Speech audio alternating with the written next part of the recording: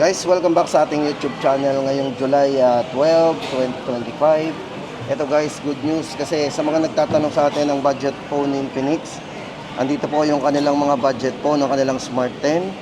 Tapos guys, good news din kasi sa mga nagre-request po ng gaming phone, ito po yung kanilang GT30 Pro. Nagkaroon sila dito ng 512GB. So marami po nagdi-demand dito. Ito guys, maganda dito, may kasama na talaga siya dito inside the box. Kasi mostly guys, yung mga ganitong box na individual, halos walang kasama yung iba. So yun, kawawa. So yun, napakaswerte naman ng mga mag-a-avail ng ganito kasi inside the box meron na yan.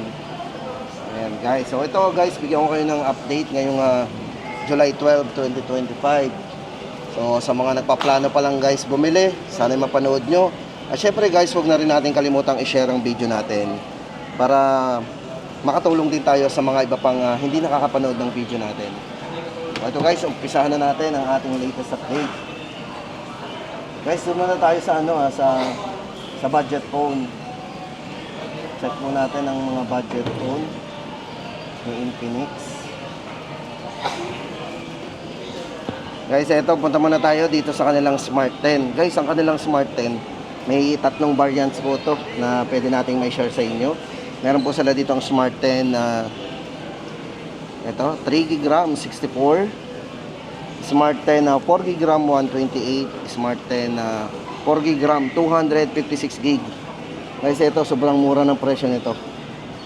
Ayan. Guys, unahin natin ang pinakamura. Ito. Ang kanila pong Smart 10 guys, ito ay 3GB RAM 64, naka 120Hz po yung kanyang screen refresh rate, 300% volume, at naka IP64 na rin, dust and water resistance to. Yan. Tapos ito 300% volume, so malakas ang volume nito. At pagdating sa network guys, ito ay naka 4.5G. So in between pagitan po yan ng 5G at 4G. 4.5G network. Tapos ito, pagdating sa presyo guys, ito ay 3,299, very affordable ha. 3,299. Then meron po tayong 128GB na variants, ganun din po ang specs nito, same. Ito naman po ay naka 4GB RAM 128 para po sa presyo guys nito, 3,999. At ang kanila pong 256, kung gusto natin ng 256GB, grabe ito, 4,499 naman po ang presyo ng 256GB. O yan po, naka 256 po yan. Yan guys ang ating latest update sa kanilang budget phone. Tapos guys, doon naman tayo sa mga Hot 50 Pro. Ito, Hot 50 Pro guys. Sa mga nagtatanong nga pala guys ng Hot 60, abangan na lang po natin guys ang Hot 60. Kasi wala na rin po sila dito ang stock ng Hot 50. So itong po may update sa inyo, kanilang Hot 50 Pro Plus. Ito guys, syempre guys, kung naghahanap tayo ng pinakamanifest na cellphone dito kay Infinix, ito po ang kanilang Hot 50 Pro Plus. Ito po yung merong nipis na 6.8mm, Helio G100 ang processor. At syempre guys, ang design nito is naka 3D curve, 120Hz na rin po yung kanyang AMOLED display. 33 watts pagdating sa fast charging nito, 5,000 mAh battery. Ito po yung design yan, napakanipis yan. Yan guys, ang presyo po nito ay 8,499. Yan, para po sa latest update natin. Tapos guys, ito punta naman tayo sa kanilang ito yung kanilang GT guys. Check muna natin yung GT kasi ito guys, ang from 15,999, naka-discount po yan dito sa SM City Lipan ng 14,999 na lang ito. Ito guys, bigyan ko kayo ng idea sa specs nito. Ito ay naka 24GB RAM, 256GB. Ito rin po yung naging official gaming phone ng MPL. O, yan. Tapos guys, yan, pagdating sa specs, naka Dimensity 8200 Ultimate processor ang ginamit dito. Tapos ito po ay meron na ring fast charging, naka 45 watts. Ito po yung design yan guys. Meron po siyang mecha loop lighting. Sa mga colors, ito po ay merong silver at yung orange, black po yung body at yung blue. So may tatlong colors po ang kanilang GT20 Pro. So guys, sa mga nagtatanong nga pala ng latest update natin dito, guys, ang maganda dito, ito ay merong clean and pure OS. At naka sound by JBL na rin ito. Yan, GT20 Pro, 14,999. Yan po ang ating latest update dito. Tapos guys, hindi lang yan, punta naman tayo sa kanilang Note 50 series. Ito guys, Note 50 series naman tayo. Ito guys, ang kanilang Note 50 series. Meron silang Note 50 at Note 50 Pro. Ito guys, tabi ko sa inyo yung tatlo. Ito kasi yung tatlong ito guys is 4G. Meron po tayong Note 50, may Note 50 Pro, may dalawang variants ang Note 50 Pro. Unahin natin guys ang Note 50 nito. Ito guys, ang presyo po nito, ito po ay merong 16GB RAM, 256GB. Ito guys, sa mga yan, naka metal frame po yan guys. Sabay-sabayin na po natin. Ito po yung isa, 5G. Ito yung Note 50 Pro Plus 5G, Note 50 Pro na may dalawang variants. Isa pong 16256, ang isa po nito ay 24GB RAM 256. Note 50, ito guys, ang presyo nito ay 8,999. Ito po ay naka 45 watts, 144 po ang screen refresh rate. Yan, naka screen refresh rate po yan. Itong hawak ko guys, yung Note 40, Note 50 Pro. Itong hawak natin, yan. Ganyan po yung design yan. Halos kahawig po ng Note 50 din. Yan. Ito guys, pagdating sa battery, meron siyang 5,000 mAh battery po lahat yan. Naka metal frame po yan. So mapansin nyo naman, naka metal frame guys. Siya yung unang-una naka metal frame na mid-range phone. Tapos naka wireless charging na rin. So gumagana po yan sa wireless charging. Naka 30 watts po yan. Pwede po siyang mag-share ng battery wirelessly at pwede rin pong cable to cable gamit ang ating C2C cable. Pwede po siyang mag-share ng battery. Pagdating sa camera guys, meron siyang 50 megapixel po at with optical image stabilization. Yan, presyo po ng ating Note 50, 8,999. At dito naman po tayo guys sa Pro.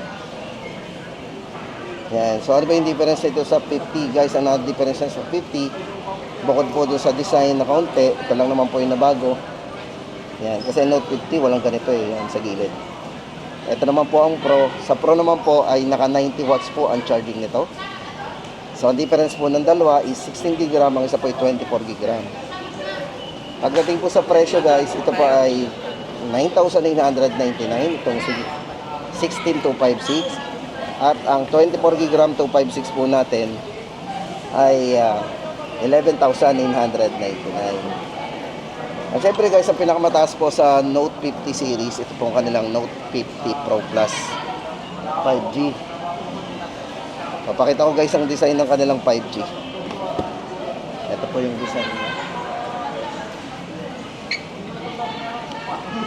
Ito guys ang design niya. Ano niya po yung kanyang shadow doon sa ilalim yan, mas malaki. At mas gumakapal ng konti guys ang kanilang Note 50 Pro Plus 5G. Kasi nga po guys, ito po yung merong 100 times zoom. Kaya po naka-periscope zoom, kaya po yan medyo makapal ng konti kasi gawa ng lens. Naka 100 times zoom yan. Tapos ito po yung merong 100 watts din pagdating sa charging. Lahat po yan guys, yung apat na yan, lahat po yan yung naka JBL sound. Dual stereo speakers. At ang maganda lang guys dito kay 50, pagdating sa camera, ito po yung ginamitan ng Sony IMX896 with optical image stabilization. At pagdating sa charging, mas mataas po ito na naka 50 watts po yan sa wireless. At syempre pagdating sa processor, ito po yung naka MediaTek Dimensity 8350 Ultimate 5.5G ang kanila pong Note 50 Pro Plus. Kumpara po sa tatlo, ito pong tatlong ito ay naka Helio G100, yung tatlo na yan. Yan, para po sa presyo ng ating Note 50 Pro Plus 5G, ito po ay 17,999. Tapos guys, ito na, punta naman tayo sa kanilang yan, GT20 Pro. Ito na po yung inaabangan natin, yung marami po nag-aabang. Ang kanila pong GT. Yan, before guys, GT20 Pro, ngayon naman yung kanilang bago na GT30 Pro. Ito guys, Tapos ito yung design niyan. Ito po yung inside the box na makukuha natin once na mag-avail po tayo ng Master Gaming Edition, yung kanyang player na kulay. Kulay black po yan. Itong nasa box na to guys.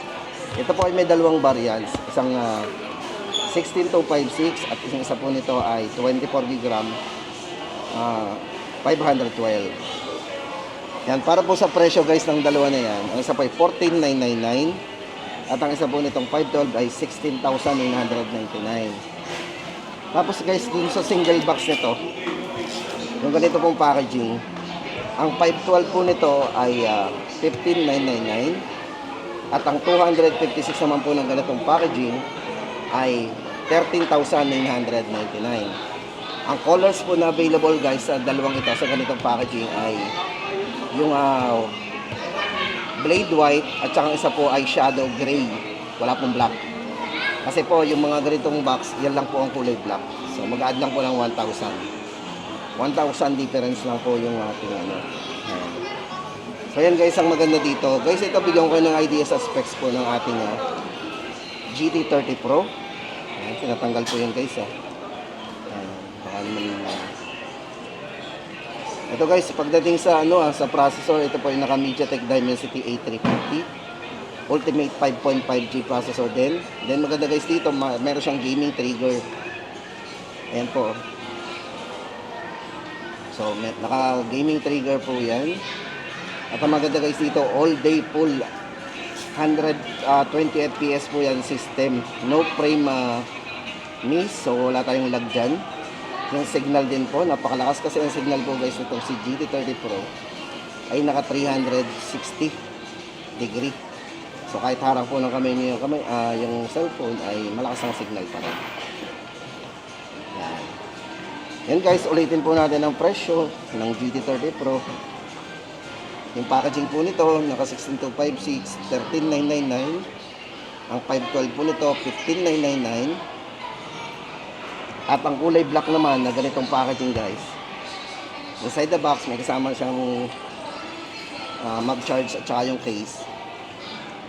Sa 256 po nito, 14,999. At ang 512 naman nito, 16,999. So yun guys, ang ating pinaka-latest update dito kay Infinix ngayong June 12. Sana guys nakatulong ako Paki-share na lang po ng ating video, baka tayo makatulong din sa iba. Ano po? Ayan. At dito nagtatapos guys ang ating pinaka-latest update kay Infinix at babalik po ulit tayo sa mga iba pang updates.